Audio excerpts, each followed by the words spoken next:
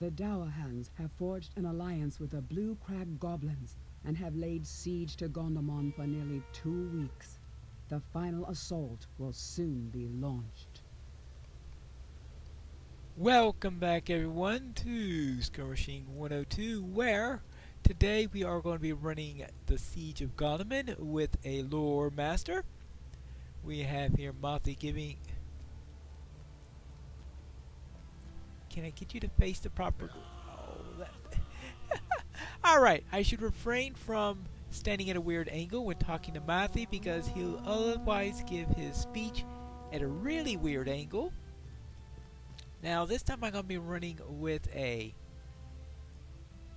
Lynx rather than with the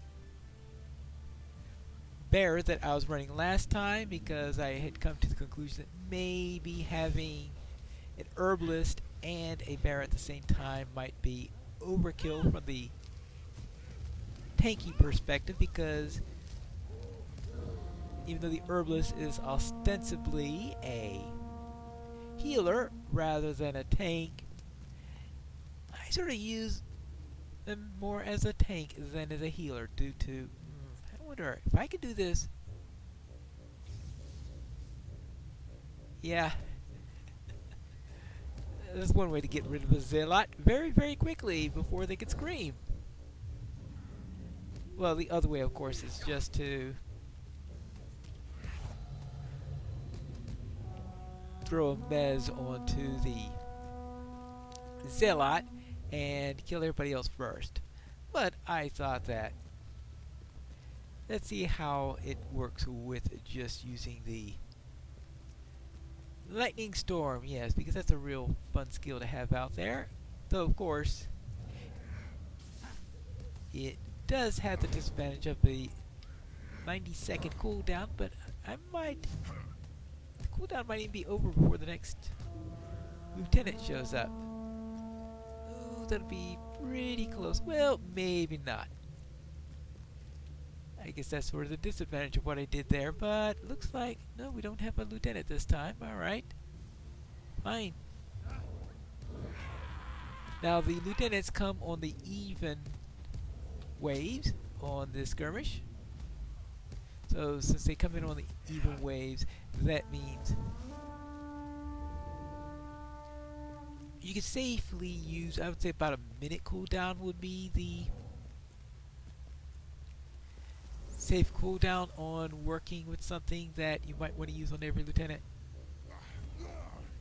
Not that there is anything I can think of on the lore master that I want to use on every lieutenant attack, but just in case I ever changed my mind on that. Okay, I can actually stay in one location for a change.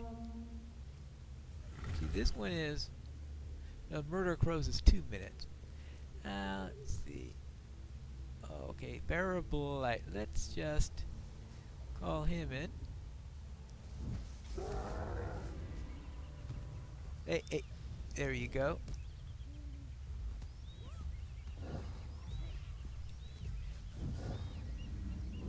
And going against these Hendravile, which is actually a mob that was not originally part of this skirmish. That was a mob that was added when, I think soon after the skirmish was created. Someone was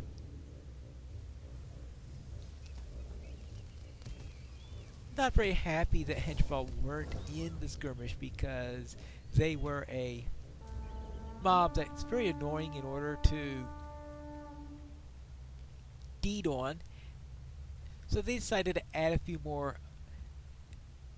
some new mobs to some of the area.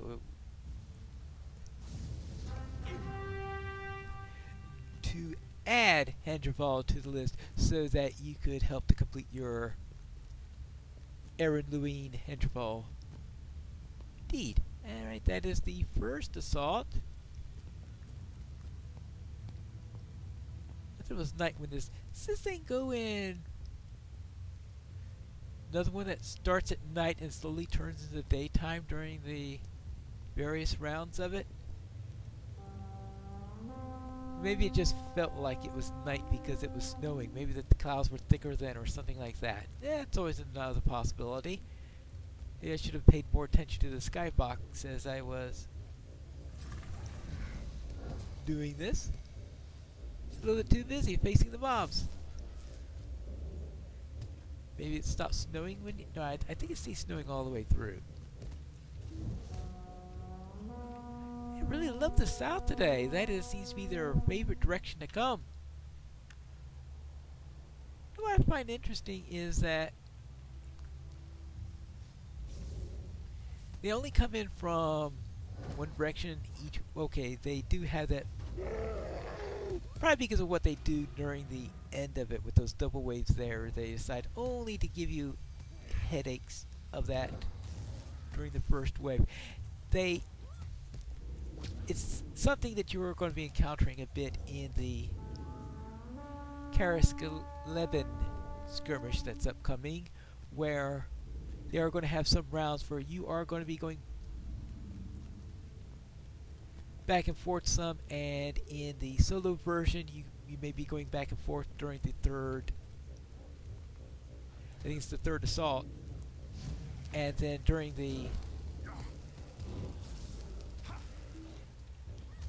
larger ones where you're in groups of at least 6, you'll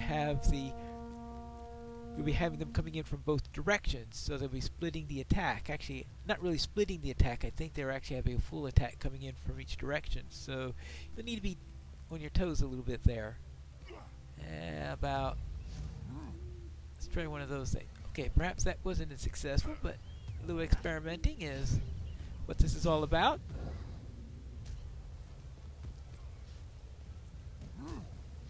Oh, actually, let's take care of him first. Hey, you. Thank you. Yeah, I probably use the staff a lot more than most lore masters do. I think most lore masters... What do you mean you're using that staff? It's just a buff stick. Well, yeah, I use it a little bit more than that.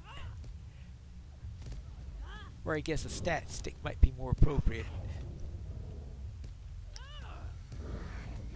But yeah, I do like to occasionally whack them on the head. You'll see I have a habit of doing the same thing on the hunter, where I have a number of occasions where I just go and smack them on the head instead of use my bow, though obviously not extensively since the bow is the primary weapon on the hunter. And oh, oops daisy. Actually, maybe a better idea was this. How's it? Well,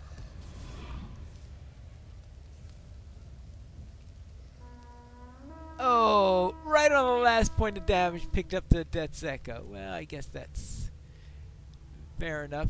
Going through an entire attack from an Echo of Death without a Death's Echo is rather... Yeah, I wonder if that could expire just before they get here. Pretty close. There you go. That eye rake is a bit of a pain. And you go.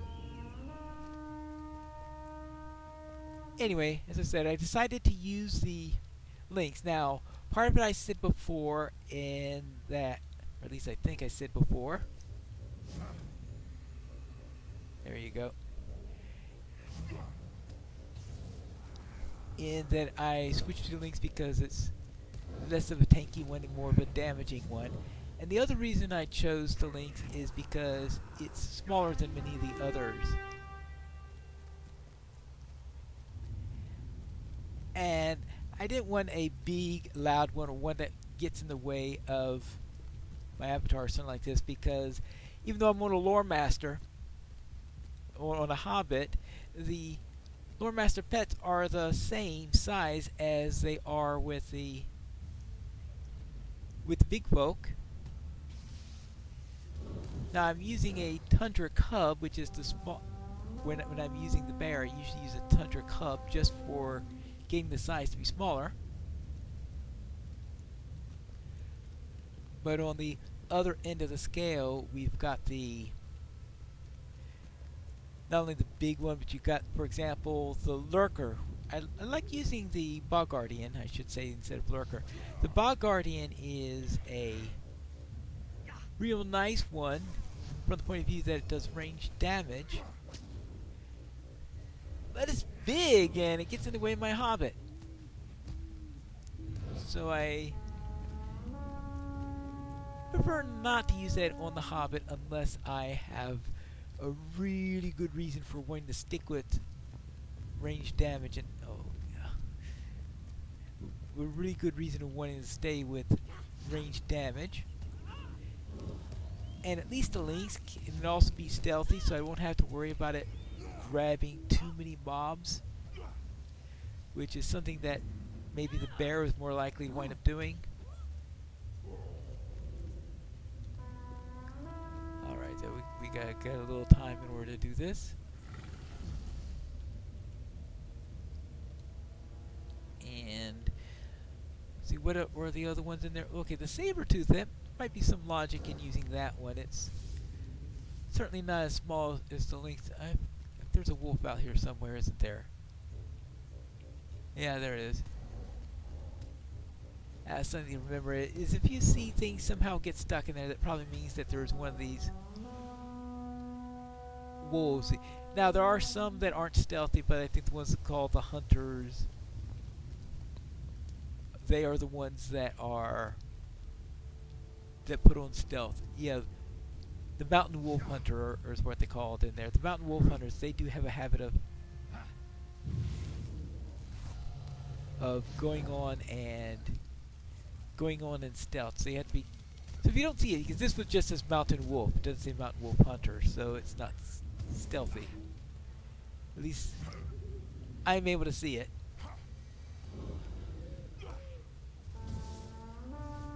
So it really gets strange. It says, hey, did I only have one mob? Where's the other one? And why hasn't it advanced or anything like that? It probably means that there's a wolf hunter out there. On the south side, I've occasionally had cases where a wolf hunter will get stuck in that. Is that a barricade or turned over cart or whatever you have down on the south side? And because of it getting stuck there, like here we have. There you have looks like a table that's turned over on that side in there to act as barricade. So it's there most likely as an impromptu barricade. Either that or it's just junk that's accumulated over the course of the... Uh-oh. Did I get that just in time? Yeah, okay, good. And your turn. Now the rabid wolves are, of course, an even bigger problem because we still have the issue with diseases, where diseases drain way too much power currently. That's something that's going to change with the update, fortunately. So we won't have to worry about that all that much. So at least with a lore master, you're not totally in trouble if you lose all your power. There are some classes that really have a great deal of trouble if their power went suddenly down to 0. Obviously, Bjornings don't have to worry about it. But most other classes do. Lore Masters, though, they at least have one skill, though, that doesn't require any power, and that's the one where they drain power from the enemies. Sort of their revenge on the enemies. So you can at least use that channeling skill, maybe get a little power back, though of course, if it's still being drained, there's that issue. Now, let's see, let's go into here. See if I can take care of this one before the next round comes. Alright, good. Now, ooh, that hill, I always get that hill. I don't know why I get that hill wrong coming back around, because I'm able to get there in a straight shot. I should be able to get back in a straight shot, but that's the way it goes. And oh, looks like they're coming in from that way, but we've got another group coming in this way, so I want to make sure that we don't get Matthew into trouble there. Oh yes, of course my... Well, actually, how's my herbalist in? Yeah, my... Oh, actually, no, Poppy is in trouble. Oops, to Daisy. What are you doing? Hey, you. Off of Poppy. Well, at least... Oh, it looks like were they stuck on each other or something? I suppose that's always possible.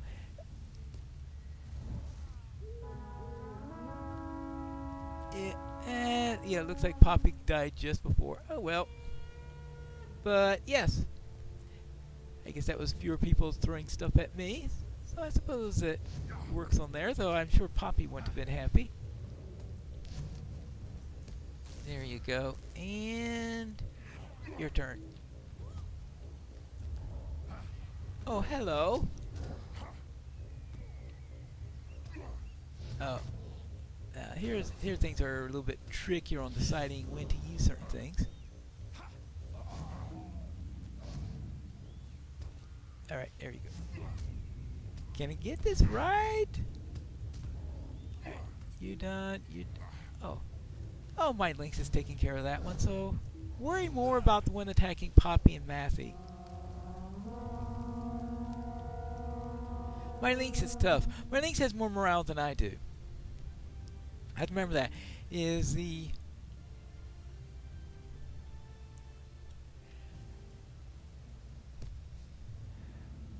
My soldier has the lowest of the morale of us. I'm in the middle, and then the Lynx is on top there. So my Lynx... Uh-oh. Whoopsie daisy. Oh, speaking of power killers, looks like I must have resisted that particular attack because I didn't need to clear it away. That my usual response to a Venomous Blood Arrow on this character would... Well, I suppose I could use a Blinding Flash on them and take care of them that way. But that usually means better timing. I'll probably wind up having to go just and use Knowledge of Cure. So that's a 15-second cooldown, so it's not the best cooldown on the matter, and I think it's a 10-second timer on there, so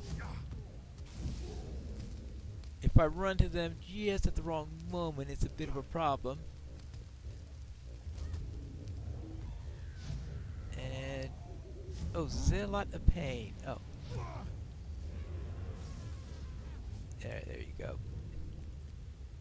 Yeah, I know. That's what I like to do with Zealots in the areas. Make sure that they die all at once. Especially if we've got someone like... That sounded like only... Yeah, that's the boss. So what I'm going to do is I am going to take care of the Drake first. I'm not too sure about throwing Tar down in the middle of the place when we've got Mr. Fire, whatever he's called. He's called Blackhand, but he likes to throw down fire, so... Alright, let's see. There you go.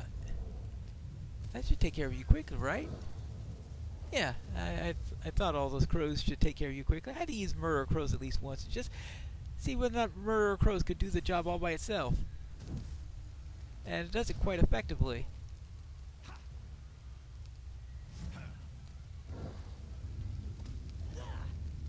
And...